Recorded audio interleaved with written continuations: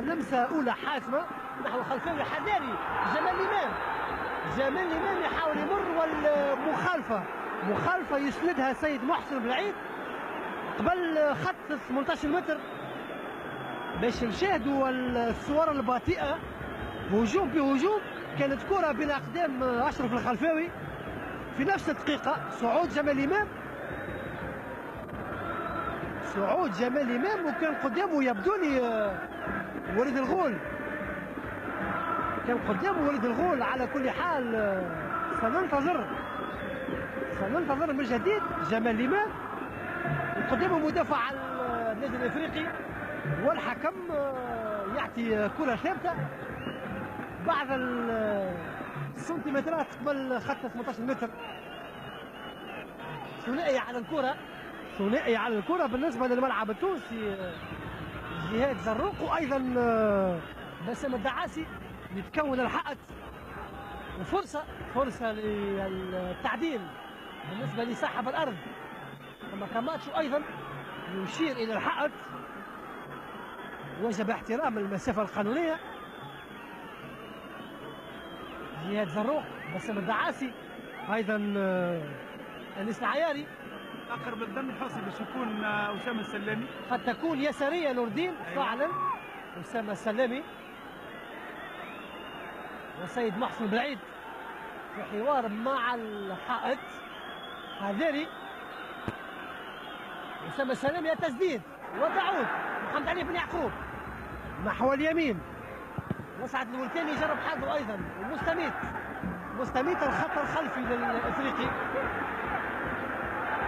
توفيق الصالحي ثم ترويج من انيس النصري والمخالفه والورقه الصفراء لعبد الجليل حداد لانه رغم صفاره الحكم انه بعد الكره والقانون واضح في هذه العمليه. الانذار الثالث في صفوف النادي الافريقي. اذا حمدي المرزوقي وليد الغول وعبد الجليل حداد. والانذار الثاني على توالي نور الدين بالنسبه لكاماتشو اللي تحسب على ورقه من نفس اللون صفراء ضد الاتحاد المنستيري يوم 29 ديسمبر الماضي. وترجع الكره لصالح الملعب التونسي جمال الدين الامام. جمال الدين الامام يستعد وثم ماذا يقول الحكم؟ يعاودوا يشوفوا العمليه. يقول مخالفه على خط 18 متر. اصبح مسلسل لكرات محاذيه لخط 18 متر. يعني المدرب خالد بن يحيى فعلا من جمال الدين الامام باش ياخذ الكره يدخل في وسط الدفاع يحاول يوصل الى مرمى الفخري بن عثمان. هاي العمليه واضح التدخل. اذا قبل مناطق الجزاء اذا ما ثم ضربه جزاء في العمليه هذه. ثم مخالفه. هاي اعاده من زاويه اخرى. السيد محسن بالعيدي لحد الان مش اللياقه الطيبه البدنيه الطيبه نتاعو تسمح له في هذه العمليه من اتخاذ القرار الصائب. وفرصه اخرى لصالح الملعب التونسي لتعديل النتيجه. يبقى دائما الجدل حول 9 امتار و15 سنتيمتر مطروح. كل فريق الا دائما يحاول يربح اكثر ما يمكن السنتيمترات. واضح حتى انه يغلق يسكر الزاويه امام اللاعب الشنب. نعرف اللي حصل في امريكا اللاتينيه ثم حل. وحكينا على هذا سابقا ثم حل يستعملوا نوع من الدهن.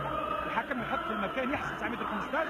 ثم اذا كان واحد يتحرك وجه له ورقه صفراء. لما لا ما نجربوش في تونس؟ يعني كي كره المغرب كي الكره الصفراء يعني الاثر نتاع المحاوله يبقى موجود على الميدان. على كل حال ثبت مليح في محاوله الملعب التونسي. جمال الدين امام التوزيع وهدف التعادل. كانت تصويبه مباشره نحو الشباك فخري بن عثمان والملعب التونسي يرجع في المباراه. فضل قائد الفريق 34 سنه جمال الدين الامام. انتظر معكم العرض البطيء. فرحه في الحقيقه في قيمه الانجاز بالنسبه لفريق باردو. هدف لهدف في مطلع هذا الشوط الثاني. يشاهدوا مليح تقريبا في الزاويه 90 بالنسبه لجمال الدين الامام. والدقيقه 12 من الشوط الثاني. اذا انطلاقه جديده المباراه. هذه عاده العمليه. فخري بن عثمان رغم الارتماء نتاعه ما تمكنش باش يخرج على الكره. وجمال الدين الامام ينجح اذا في تعديل النتيجه. نجم نقولوا